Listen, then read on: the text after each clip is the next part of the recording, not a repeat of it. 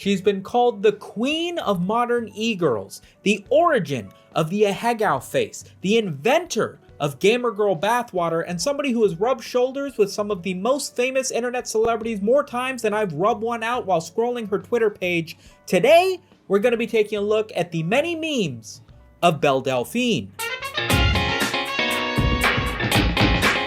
That's a lot of nuts! Mary Belle Kirshner, better known by her online moniker Belle Delphine, is a model, cosplayer, adult film actress, and at this point an internet meme legend based out of the UK, which is funny because I don't think anything out of the UK has ever been based before. She dropped out of school at the age of 14 due to online bullying, which doesn't make a ton of sense to me, but that's what it says on Wikipedia, and started her online journey by posting pictures on Instagram as well as making YouTube videos. Back in the day, these were as straightforward as makeup tutorials and tours of a room, just like everybody gets started on YouTube. I find it quite humbling that even one of the biggest content creators of our generation started making the sorts of videos in the quality that I make now. Really gives me hope that I might blow up someday. I also hope I don't have to f too mad. According to her interview on the Cold Ones podcast, Belle Delphine says that her first foray into internet stardom began when she started posting pictures making the Ahegao face. For those unfamiliar, this is a pose designed to be seductive with your eyes rolled up and your tongue out. It was originally used in manga and adult hentai comics that would portray female characters making this pose in anticipation of being covered in man mayonnaise. I would demonstrate it for you, but my shirt's already covered in drool from all the research I had to do to make this video. It's safe to say that Belle Delphine didn't invent this pose by any means, but she damn sure popularized it. She's also been credited with starting the trend of e-girl makeup. Now, the idea of brightly colored wigs, RGB headphones, and soft-skinned dark eyes is something that you probably see all over OnlyFans and Twitter, but with Belle Delphine being one of the first e-girls to popularize the aesthetic and becoming as big as she did as quickly as she did, anytime you see somebody with blush or fake freckles right over the bridge of their nose, you can thank Belle. Between 2019 and 2020, Belle Delphine had the God run when it comes to internet virality. I really want to emphasize her creative genius when it comes to the stuff that she posts online. I mean, she was young, rich, and conventionally attractive. I could throw a dartboard at a watermelon and hit a couple of those in a row. Did this guy say throw a dartboard? But it was her ability to ride internet trends and make content that would just go giga-viral that really encompassed how good she was at garnering attention online. Let's start with the subscribe to PewDiePie trend in 2019. Back in 2019, PewDiePie was the largest YouTube channel in terms of subscribers, but not by much, and he decided to start a self-proclaimed race against the second largest Indian YouTube media conglomerate, SumitoMedia.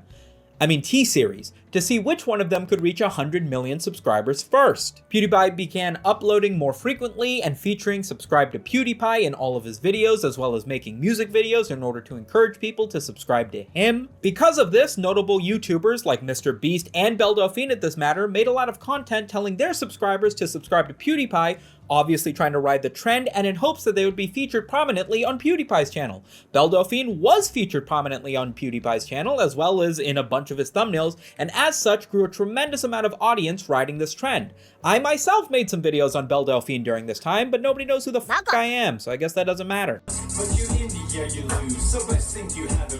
Thank you, Belle Delphine, very cool. Now I can use her in the thumbnail for millions of extra views. Thank you, Belle Delphine. It was around this time that Belle Delphine would start to garner a lot of attention on YouTube, despite the fact that she didn't really post a lot of content there. And the reason for that is because most of the content that she posted was on her wildly successful Patreon page. And the normal tiers of just being able to see some of her photo sets of her in cosplay and lewd images is all standard run-of-the-course stuff for a young, conventionally attractive model at this point. But it was her tiers ranging upwards of $2,500 a month that promised things like access to her private Snapchat and vials of her blood that attracted the attention of YouTubers like Wilney and Pyrocynical. Belle Delphine had hit the critical mass where she was starting to get more successful because of how many people were making content about how successful she was. The thousands of patrons paying money to see her photo sets. Pyrocynical and Wilney dropping $5,000 cumulatively still was a drop in the bucket compared to the number of people who must have already been paying that for months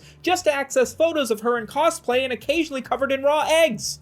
I have a Patreon as well. I wasn't planning on covering myself in raw eggs, but for $100 a month, bro, I'll take a shower. Belle Delphine would then subsequently launch what is probably considered to be the most successful product made by any content creator ever, not including pre-punctured condoms by SumitoMedia, which I will admit probably needed a little bit more research before we finalized it. Belle Delphine launched GamerGirl bathwater, selling for $30 and selling out almost immediately, despite the fact that it was restocked like 5 or 6 times. This product made headline news. Belle Delphine describes on the Cold Ones podcast that she was anticipating trying to launch some sort of product and was bouncing between the ideas of selling her hair or her toenails before ultimately deciding to do bathwater after checking to see if it was legal, because she felt like she couldn't grow toenails fast enough to sell them to everybody who would buy them, and she didn't want to cut her hair. What a girl. There is also this seemingly fake image of her website selling GamerGirl P for $10,000 a jar. I don't believe it's real. However, I am selling Gamer Boy tears that I collected after learning that GamerGirl P wasn't real.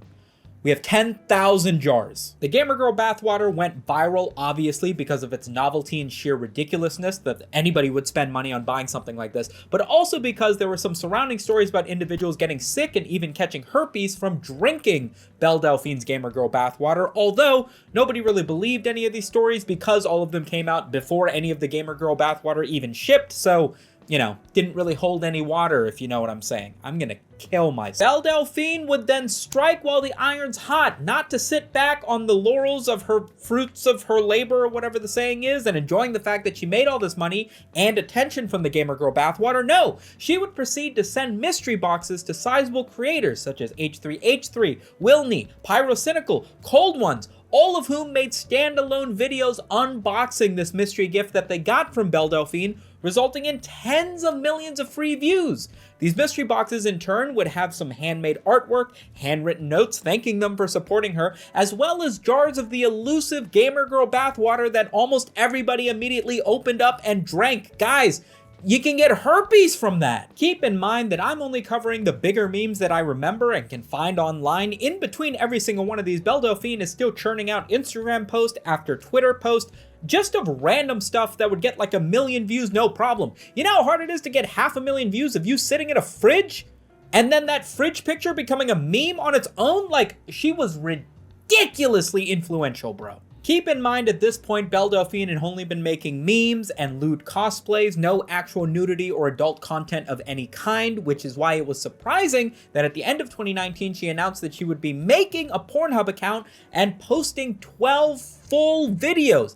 Everybody lost their minds, and her Instagram was subsequently deleted, but it was all a hoax. A bit of trolling by the troll queen herself. While she did upload 12 separate videos to a PornHub account that was run by her, they were all using standard porn-esque titles, but they were all clickbait, including one that was titled PewDiePie Goes All the Way Inside Belle Delphine, that was just a video of her eating a picture of PewDiePie. Pretty solid meme.